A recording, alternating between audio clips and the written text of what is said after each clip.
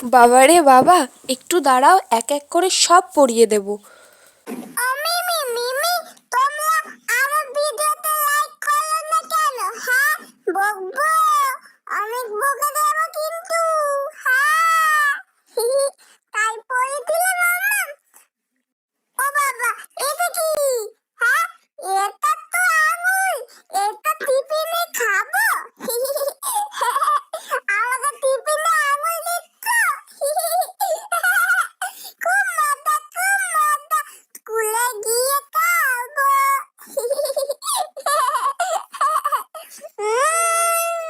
নাও, সব গুছিয়ে দিলাম, এবার ভালো ছেলের মতো স্কুলে চলে যাও। টাটা।